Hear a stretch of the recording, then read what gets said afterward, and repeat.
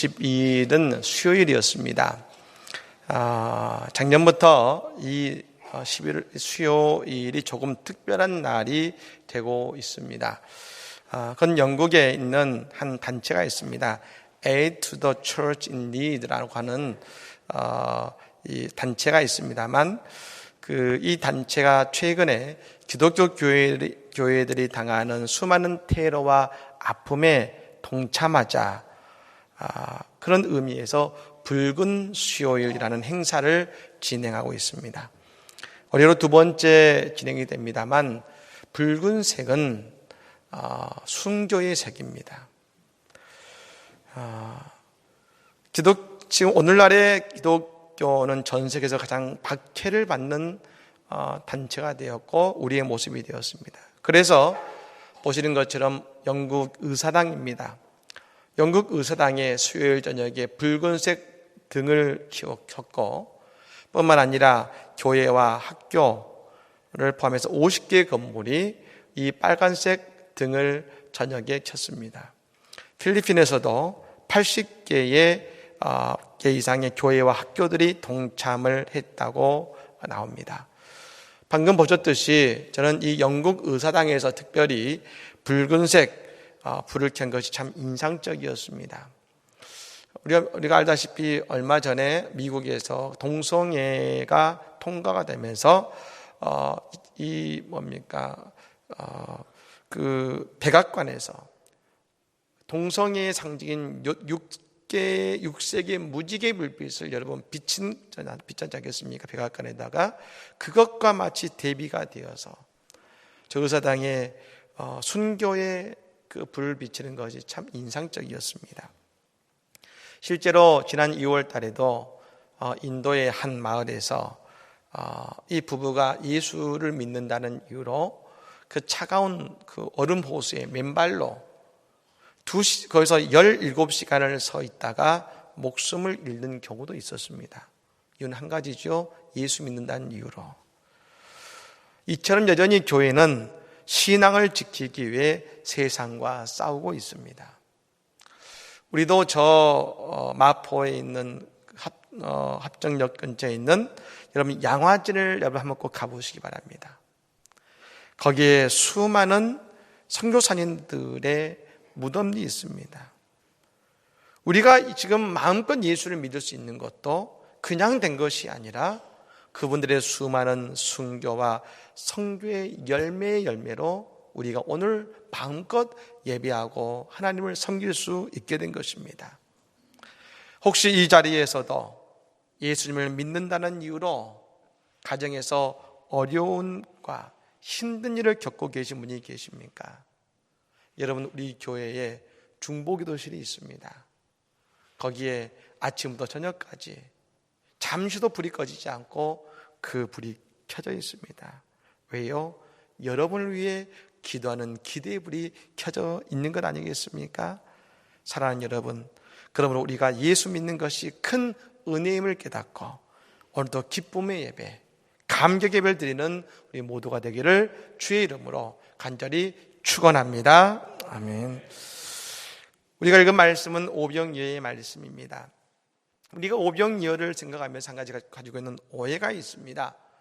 오병이어의 말씀은 배가 고파 시작되었다고 생각합니다. 먹지 못하고 배고프니까 오병이어의 이야기와 기적이 시작되었다 생각할지 모르겠습니다만 그것이 아니라 사실은 제자들의 근심에서 시작되었습니다.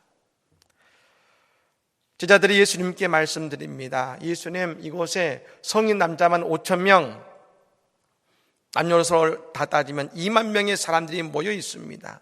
지금 저녁이 되었습니다. 모두 다 배가 고플 것입니다.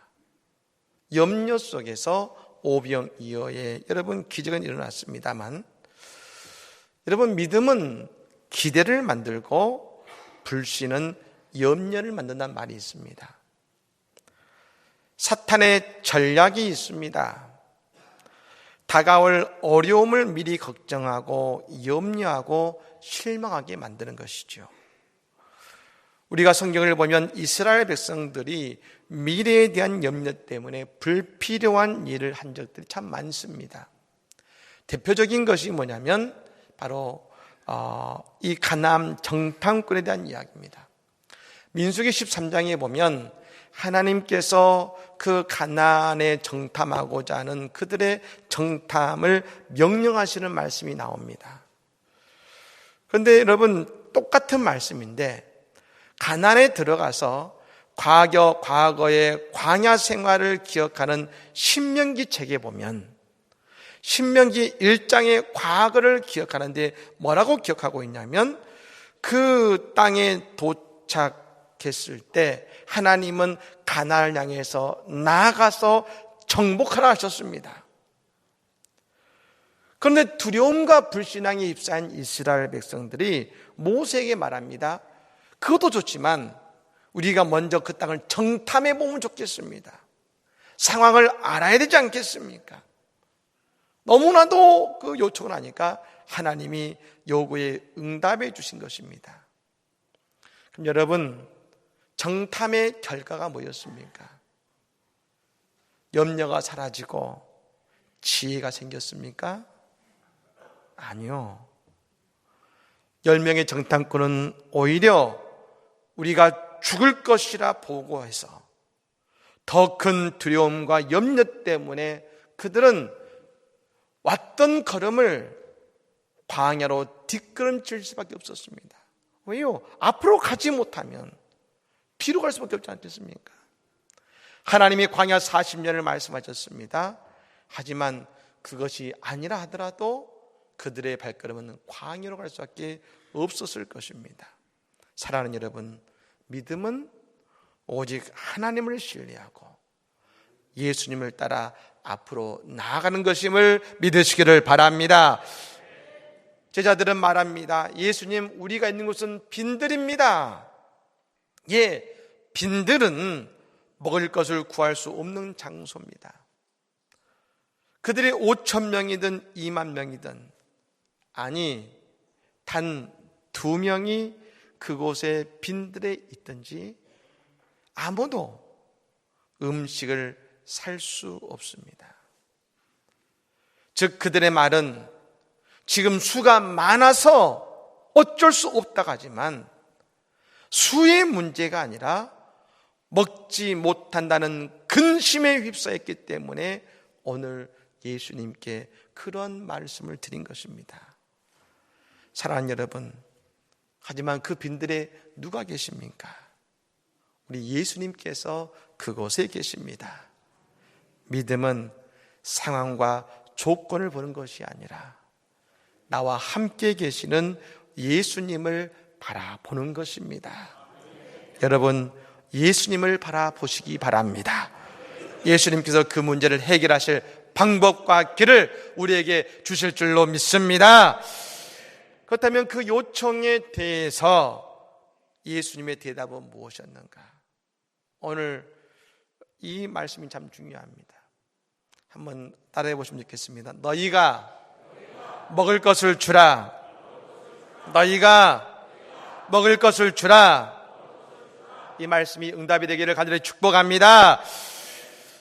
여러분, 우리는 예수님께 제안했을 때 예수님께서 물고기 2마리와 보리떡 5개를 가지고 5,000명을 먹이셨 사건을 우리는 기억합니다만, 그런데 그 전에 먼저 하셨던 중요한 메시지가 있었습니다. 너희가 먹을 것을 주라는 겁니다. 염려 속에서, 두려움 속에서 말하고 있는 그들에게 말씀하신 것이죠. 너희가 먹을 것을 주라. 여러분, 이 말씀 속에는 여러 가지 의미가 들어있었습니다. 먼저 예수님이 이 말씀을 통해 하시고 싶은 말씀이 있었습니다. 그것은 바로 지금 너희의 사역을 다시 한번 돌아보라는 겁니다. 오늘 예수님은 제자들을 벳세다 광야로 데려 나오셨습니다. 근데 이유가 있었습니다. 우리가 읽진 않았습니다만 누가복음 1장부터 6절까지의 제자들은 예수님의 사역을 감당하고 돌아왔기 때문에 그들을 위로하고 그들과 함께 계시고자 벳세다 광야로 가신 것입니다. 그렇다면 그 앞에서 어떤 일을 했는가? 예수님은 제자들을 이스라엘로 파송하시면서 제자들에게 귀신을 제어하고 병을 고치는 능력을 주셨습니다.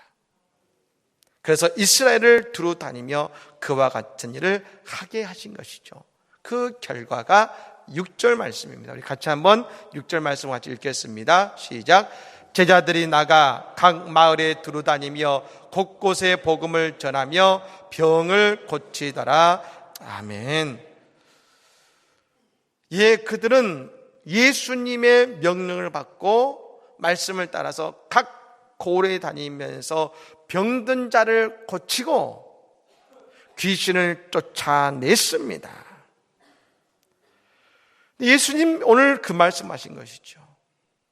너희가 이미 그 일도 했는데 왜 이들을 먹이지 못하겠느냐 말씀하신 겁니다. 이 말씀은 달리 말하면 이것이죠. 너희가 뛰어나고 너희의 능력으로 병을 낫게 하고 귀신을 쫓아냈고 복음을 전했느냐? 그것이 아니라 하나님의 능력, 아들의 능력으로 너희가 그 일을 했지 않느냐는 것입니다. 그러므로 이 모든 일을 하나님께서, 예수님께서 하신 것처럼 오늘 이 문제도 하나님께서 해결하실 것이다. 오늘 그 말씀을 해주고 계신 것입니다. 그러니 너희가 축복의 통로가 되고 능력의 통로가 되고 사랑의 통로가 되라 말씀하고 계신 것입니다. 여러분, 하나님은 우리를 통해 하나님의 역사를 이루실 것을 믿으시기를 바랍니다. 또 한 가지, 너희가 먹을 것을 주라라는 말씀의 상황이 어디냐면 빈들입니다. 빈들. 그들이 줄 것도 없고 줄 수도 없다고 생각하고 있습니다. 왜냐하면 빈들이 있으니까요. 그런데 여러분, 저는 이 말씀이 이렇게 들렸습니다. 너희는 이 백성을 위해서 하나님의 어린 양을 위해 일하라는 겁니다. 그렇다면 우리에게는 빈들은 무엇일까요? 하고 싶지만 할 수 없는 빈들이 뭡니까? 이것은 물질적으로는 하나님께 바칠 수 있는 것이 없다는 겁니다. 왜냐하면 하나님, 우리도 먹고 살아야 되지 않겠습니까? 먹고 살기 위해서 이것저것 쓰다 보니 있는 것도 부족합니다. 하나님, 나중에 돈 많이 벌면 하나님을 위해서, 교회를 위해서, 이웃을 위해서 사용하겠습니다. 시간도 마찬가지죠. 하나님, 저 말할 수 없이 바쁜 거 아시지 않습니까? 애 키우느라 바쁘고 직장 때문에 바쁘고 제가 해야 될 일이 너무나 많습니다. 하나님, 애들이 좀 크면 시집장가 보내면 지금 내가 하고 있는 이 일에서 은퇴해서 시간이 좀 나면 그때 열심히 주의 일을 하겠습니다. 우리는 늘 남는 것을 하나님께 드리고 늘 남는 시간을 하나님께 드리려고 합니다. 그러니 우리의 시간은 늘 빈들이고 우리의 물질도 늘 빈들입니다. 아무것도 없습니다. 할 수 있는 것이 아무것도 없습니다. 근데 그런 우리에게 예수님 말씀하십니다. 너희가 먹을 것을 주라. 세 번째로 너희가 먹을 것을 주라는 말씀은 내가 사랑하는 그 사람들을 너희도 사랑하라는 말씀입니다. 지금 예수님이 하시는 일이 있습니다. 11절 말씀입니다. 우리 같이 한번 읽어볼까요? 읽겠습니다. 무리가 알고 따라왔거늘 예수께서 그들을 영접하사 하나님 나라의 일을 이야기하시며 병 고칠 자들은 고치시더라. 아멘. 예수님 하신 일입니다. 참 은혜로운 말씀이지요. 여러분, 오늘 예수님의 이 역사와 사역이 오늘 우리 가운데도 일어날 줄로 믿습니다. 저는 오늘 이 본문 가운데 한 단어 때문에 가슴이 설렜습니다. 어떤 단어냐? 영접하사. 영접하사. 무리들이 예수님을 영접하사가 아니라 예수님이 그 무리들을 영접하사합니다.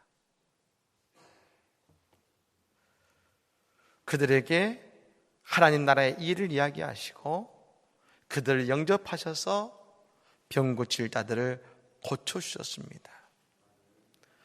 여러분, 언제 우리가 영접하다는 말씀입니까? 내가 소중히 여기고 극진히 대하고 싶은 사람의 그 사람을 향해서 영접하지 않습니까?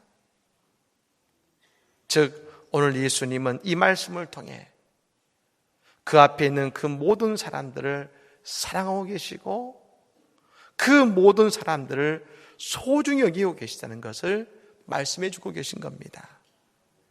즉 예수님은 내가 사랑하는 이 마음으로 이 모든 사람들을 섬겨라, 사랑해라, 오늘 예수님 말씀하고 계신 겁니다. 얼마 전에 P32라는 책을 쓰신 목사님, 그룹의 CEO인 하영록 목사님이 계십니다. 이분이 최근에는 Favor라는 책을 출간하셨습니다. 이 Favor라는 책에서 자신의 인생의 그 과정을 이끌어 오신 하나님의 섭리와 손길, 하나님의 Favor, 하나님의 은혜라 할 수 있겠죠. 도움이라 할 수 있겠습니다. 그 손길을 기록해 놓은 책이 바로 이 Favor라는 책입니다. 이 목사님이 30대에 심실빈맥증을 앓았답니다. 여러분, 이 병이 어떤 병이냐면 어느 날 갑자기 이유 없이 심장이 막 빨리 뛰는 겁니다. 얼마나 빨리 뛰냐면 호흡이 따라가지 못할 정도로 빨리 뜁니다. 그러다 보니까 호흡을 할 수 없기 때문에 여러분 자칫하다가는 생명을 잃을 수 있고 또 어떤 때는 심장이 너무 늦게 뛰는 겁니다. 심장이 적당히 뛰어야 여러분 산소가 전달되는데 너무 늦게 뛰니까 위급하죠. 그래서 그 병을 처음에 알았을 때는 이 몸에다 기계 2개를 넣었습니다. 빨리 뛸 때는 멈추는 기계, 느리게 뛸 때는 빨리 뛰는 기계를 넣었는데 그도저도 안 되다 보니까 나중에 심장전문병원에 입원해서 심장 이식을 바랄 수밖에 없는 처지가 된 것입니다.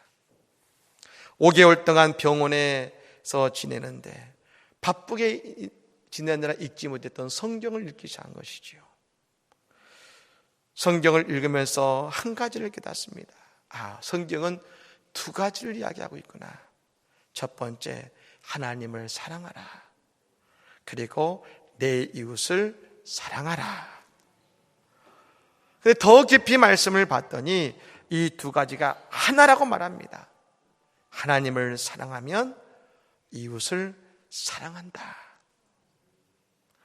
그래서 병석에서 결심했습니다. 하나님께 기도했습니다. 하나님, 만일 내 병을 고쳐주시면 내가 건강해져서 나가면 회사를 차리는데 반드시 이웃을 섬기고 이웃을 돕는 그런 회사를 운영해 보겠습니다.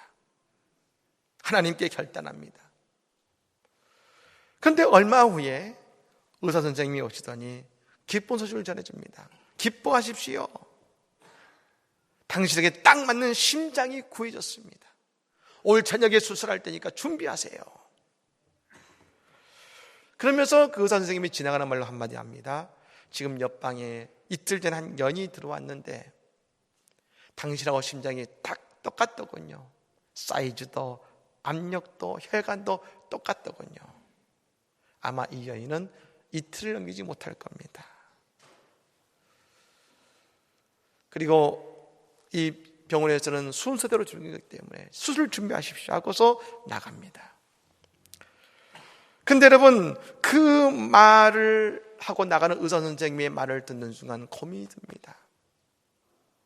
저 여인이 불쌍한데 선생님께 묻습니다. 선생님, 만일 제가 오늘 수술을 받지 않으면 얼마나 더 살 수 있나요? 선생님이 말합니다. 짧으면 일주일, 길어야 한 달일 겁니다. 근데 고민하고 있는 이 하영능 목사님, 분명 성경은 하나님을 사랑하니 이웃을 사랑하라 하셨는데 그 마음속에 이런 마음이 들어옵니다. 죽어가는 저 여인에게 내 심장이 필요하다. 그는 분명히 알고 있었습니다. 이웃을 사랑한다는 것은 내가 주고 싶은 것을 주는 것이 아니라 그에게 필요한 것을 주는 것입니다. 그래서 의사에게 말했습니다. 선생님, 그녀에게 제게 이식할 심장을 주십시오. 의사 선생님이 말합니다. 안 됩니다. 이 심장을 얼마나 어렵게 찾았는지 아십니까? 그러다 당신이 죽습니다. 안 됩니다. 괜찮습니다. 주십시오. 그리고 일주일 후에 이분은 혼수 상태에 빠집니다.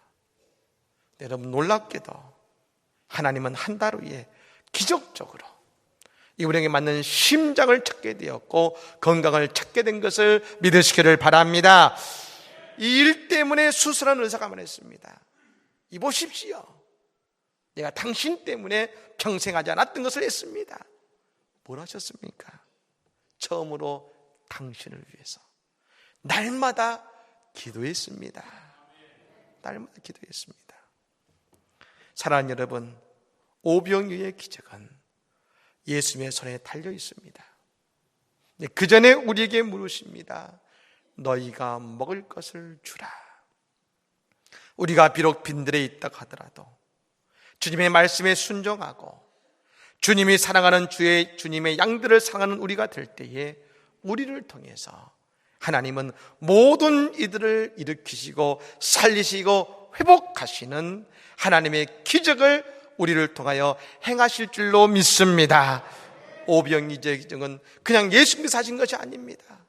오늘 이 말씀처럼 제자들의 하나님 사랑, 예수님 사랑, 그리고 주님이 사랑하는 그 사람들을 사랑하는 그 사랑 가운데 하나님의 놀라운 은혜가 이루어진 것입니다. 오늘 또 우리에게 이 오병이어의 기적을 누리게 하시길 원하십니다. 사랑하는 여러분, 빈들의 처지에서도 주님을 위해 나아가고 주님의 사랑하는 이웃을 사랑함을 통해서 오늘 내 삶 속에, 우리의 삶 속에 하나님의 놀라운 기적을 경험하는 은혜를 경험하기를 주의 이름으로 간절히 축원합니다.